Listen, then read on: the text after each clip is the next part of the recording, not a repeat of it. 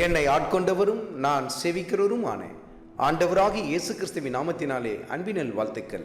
கிறிஸ்து இயேசுவுக்குள் மிகவும் பிரியமான அன்பு சகோதர சகோதரிகளே, ஓசியா தீர்க்கதரிசன புத்தகத்தில் 6வது அதிகாரத்தில் 9வது வசனத்தில், பரிகாரரின் கூட்டங்கள் ஒருவனுக்கு காத்திருக்கிறது போல சீகேமுக்கு போகிற வழியிலே கொலை செய்கிற ஆசாரியரின் கூட்டம் காத்திருக்கிறது, தோஷமான காரியங்களையே செய்கிறார்கள். கர்த்தருடைய ஆவியானவர் ஆசாரியர்களை யாரோடு கூட ஒப்பிட்டு இந்த இடத்தில் காட்டுகிறார் பாருங்கள்.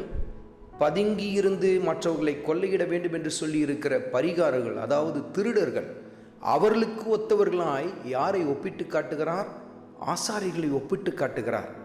இது எவ்வளவு பரிதாபமான ஒரு நிலையாய் காணப்படுகிறது பாருங்கள்.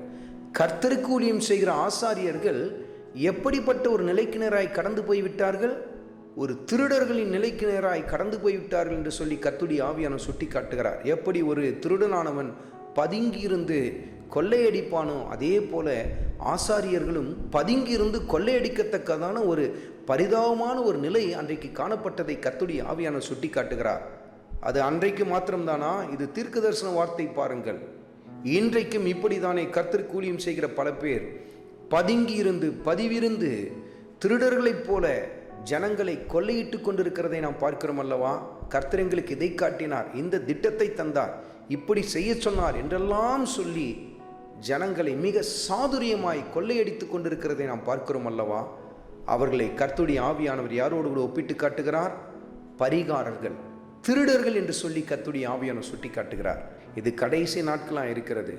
கர்த்தருடைய நாமத்திற்கு தூஷிப்பை கொண்டு வரத்தக்கதாய் ஒரு திரள் கூட்டம் எழுந்து செயல்பட்டு கொண்டிருக்கிறதை நாம் பார்க்கிறோம்.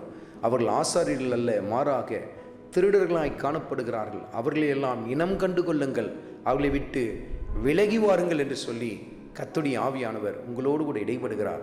கர்த்தருடைய வார்த்தை மீது அதிக கவனத்தை செலுத்த ஆரம்பியுங்கள்.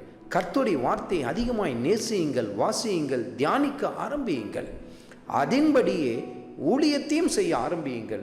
கர்த்தர் அந்த இடத்திலே மகிமைப்பட ஆரம்பிப்பார். ஆண்டவராகிய இயேசு கிறிஸ்துவின் கிருபை உங்கள் அனைவரோடும் கூடி இருப்பதாக. ஆமென்.